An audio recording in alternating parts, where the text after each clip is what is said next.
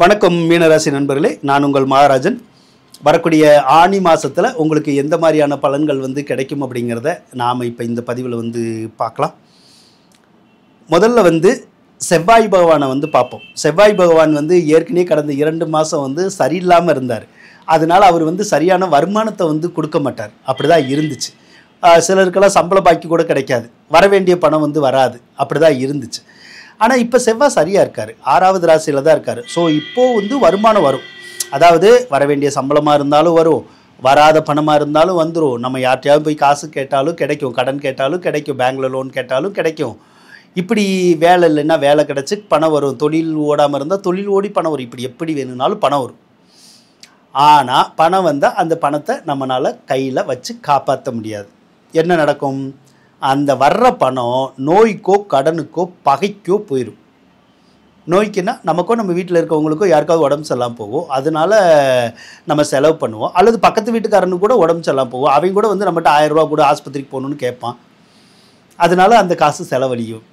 கடனுக்கு போகணுன்னா ஏதாவது கடன் காட்சி நம்ம வச்சுருப்போம், ஒன்று வட்டி கொடுப்போம், முதல் கொடுப்போம், இப்படி ஏதாவது கடன் நடப்போம். ஒரு சிலருக்கு பகையினால் செலவாகும். பகையினால் செலவுனா யார்கிட்டயோ வம்பு வழக்குகள் இருக்கும், அதனால செலவாகும். ஒரு சிலருக்கு சகோதர வகையில் செலவாகும், அல்லது சகோதர பகை கூட ஏற்படுறது கூட ஒரு சந்தர்ப்பம் இப்போ இருக்கும். அதே மாதிரி சகோதர சகோதரிகள் பார்த்திங்கன்னா நம்மளை முன்னுக்கு விட்டுட்டு பின்னுக்கு ஒன்று பேசுவாங்க. அப்போ நமக்கு என்ன தோணும்? என்னடா இவங்க நம்மகிட்ட ஒன்று பேசுகிறாங்க, அடுத்தவங்கிட்ட ஒன்று பேசுகிறாங்கன்னு சொல்லி அவங்க மேலே ஒரு அதிருப்தி நமக்கு உருவாகும். அது மட்டும் இப்போ இருக்கும். அதே மாதிரி உங்கள் அப்பாவுக்கும் கொஞ்சம் உடல்நல பாதிக்கும், அல்லது ஏதாவது ஒரு வகையில் கொஞ்சம் மருத்துவ செலவு வரும், அல்லது அவருக்கும் நமக்கும் கொஞ்சம் கருத்து வேறுபாடுகள் நீங்கும். இது எவ்வளோ நாளைக்கு இருக்கும்? ஒரு 2 மாதத்துக்கு இருக்கும், அவ்வளோதான். சரி, இப்போது சுக்கிர பகவான் வேறு உங்களுடைய ராசிக்கு 2ல் தான் இருக்கார். அது என்ன செய்யும்? சுக்கிரன் ராசிக்கு 2ல் இருந்தாலும் காசு கொடுக்கும், காசு வரும், பணம் வரும். அப்போ பொருளாதார சிரம சிக்கல் எல்லாம் இந்த மாதம் நீங்குமானா நீங்கும். ஜூன் 29ஆம் தேதி சுக்கிர பகவான் 3வது ராசிக்கு போயிடுவார். அதுக்கப்புறம் ஒரு சிலருக்கு வீடு வாங்கணுன்னா வாங்கலாம், கட்டணுன்னாலும் கட்டலாம். ஒரு வீட்டை கொடுத்துட்டு இன்னொரு வீடு வாங்கணுன்னாலும் வாங்கலாம், ஒரு வீடை கொடுத்துட்டு நம்ம வீடு கட்டணுன்னாலும் கட்டலாம், அல்லது ஏதோ ஒரு சொத்தை கொடுத்துட்டு இன்னொன்று வாங்கணுன்னாலும் வாங்கலாம். அது முடியும். அது போக நீண்ட நாளாக விற்கணும்னு நினச்சி விற்காமல் இருந்துச்சுன்னா விற்றுரும். நீண்ட நாளாக ஒத்திக்கு விடணும், குத்தகைக்கு விடணும், வாடகைக்கு விடணும்னு நம்ம சொத்தை ஏதாவது நினச்சி நடக்காமல் இருந்தால் இப்போ நடந்துடும் இந்த மாதம். ஆக சொத்து சம்மந்தப்பட்ட வேலைகளை ஈஸியாக நம்மளால் செய்ய முடியும். அதோட ஒரு சிலர் வீடு மாறணுன்னா மாறலாம், ஊர் மாறணுன்னாலும் மாறலாம்.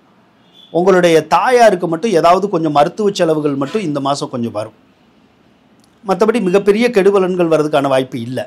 4ல் சூரியன் தான் இருக்குது. 4ல் சூரியன் இருந்தால் நல்லது. அரசாங்க சம்மந்தப்பட்ட எந்த ஒரு காரியங்களும் நமக்கு நடக்கும். அரசாங்க அதிகாரிகளை போய் பார்த்து நம்ம ஏதாவது ஒரு சில காரியங்களை நம்ம பண்ணணும்னு நினச்சா தாராளமாக பண்ணலாம், பண்ண முடியும். நீங்கள் முயற்சி பண்ணுங்கள். அதே போல் புதன் வேறு 4ல் தான் இருக்கார். புதன் 4ல் இருந்தாலும் நல்லது தான். சொத்துக்கள் இருக்கிற பிரச்சனைகள் விலகும். ஏதாவது சொத்து பத்து வாங்கணும்னு நினச்சாலும் நம்மளால் வாங்க முடியும். அல்லது வீடு கட்டணும் வாங்கணும் அப்படின்னு நினச்சாலும் சரி, சொத்து ஏதோ ஒரு சொத்து வாங்கணுன்னா வாங்கலாம். நகை நட்டுகள் கூட வாங்கணும்னு நினச்சா வாங்க முடியும். அதே மாதிரி பூர்வீக சொத்தில் இருக்கிற வில்லங்கங்கள்லாம் தீரும். அதே மாதிரி சொந்த பந்தங்கள்கிட்ட இருக்கிற பகைகள் எல்லாம் தீரும். பிரிஞ்சு போன சொந்தமெல்லாம் மறுபடியும் நம்மக்கிட்ட ஒன்று சேர்றதுக்கான வாய்ப்புகள் இருக்கும். அதே மாதிரி வேலை இல்லாதவங்களுக்கு வேலை கிடைக்கும், வேலை இருக்கிறவங்களுக்கு முன்னேற்றம் இருக்கும். தொழில் இல்லாதவங்களுக்கு புதுசாக தொழில் வைக்கிற மாதிரி வரும், வச்சுக்கோங்க.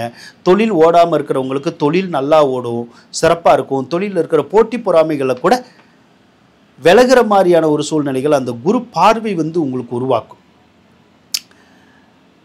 அதோட திருமண பாக்கியமும் கிடைக்கும். ஒரு சிலர் திருமண பருவத்தில் இருந்தால் அவங்களுக்கு திருமணம் பண்ணுற மாதிரியான ஒரு சூழ்நிலை, அதாவது வரன்கள் ஈஸியாக கிடைக்கும். ஆண் மணப்பெண்ணார பொண்ணு வேணும்னாலும் சரி, பையன் வேணும்னாலும் சரி கிடைக்கும்.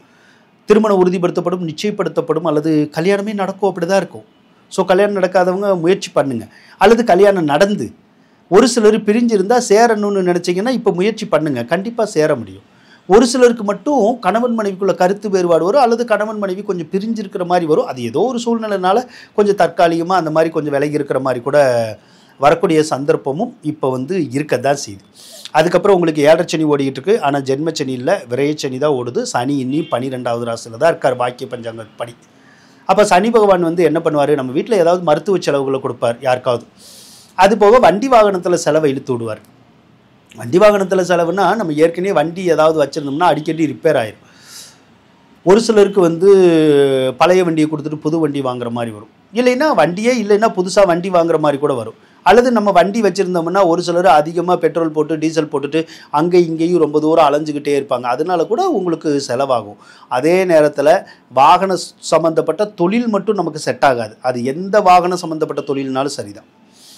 ஒரு ஆட்டோ வச்சு தொழில் பண்ணணுன்னாலும் சரி, லாரி வச்சு தொழில் பண்ணணும், பொக்லைன்னு இந்த மாதிரிலாம் எந்த வண்டி வச்சு தொழில் பண்ணணுன்னாலும் அது செட் ஆகாது. ஏன்னா வாகனத்தினால விரயம்னா வண்டி அடிக்கடி ரிப்பேர் ஆயிரும், வண்டி சரியாக ஓடாது, அதுக்கப்புறம் டியூ நம்மளால் கட்ட முடியாது, அப்புறம் ஃபைனான்ஸ்காரங்க வண்டி எடுத்துகிட்டு போகிற மாதிரியான ஒரு சூழ்நிலை வந்துடும்.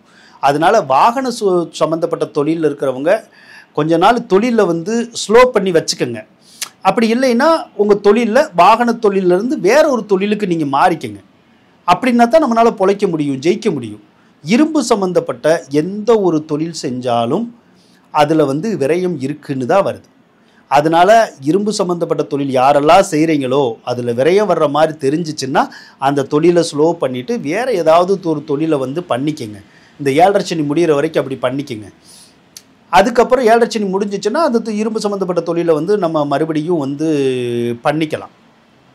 அதுக்கப்புறம் வந்து தொந்தரவு செய்யாது.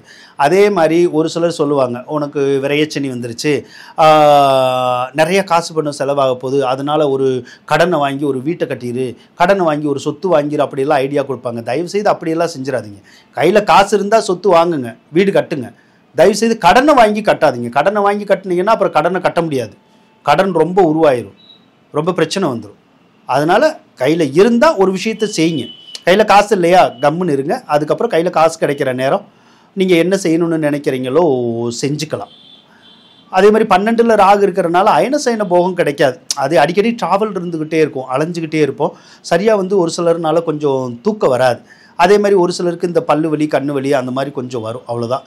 மற்றபடி மிகப்பெரிய தொந்தரவு ஒன்றும் வரதுக்கான சந்தர்ப்பங்கள் வந்து இருக்காது. ஸோ ஆனி மாத கிரக நிலைகள் உங்களுக்கு நல்லா தான் இருக்குது. நன்றி நண்பர்களே. உங்களுக்கு இந்த வீடியோ பிடிச்சிருக்குன்னு நினைக்கிறேன். இந்த வீடியோ பிடிச்சிருந்தா லைக் பண்ணுங்கள், ஷேர் பண்ணுங்கள், மறக்காமல் சப்ஸ்கிரைப் பண்ணுங்கள். நன்றி.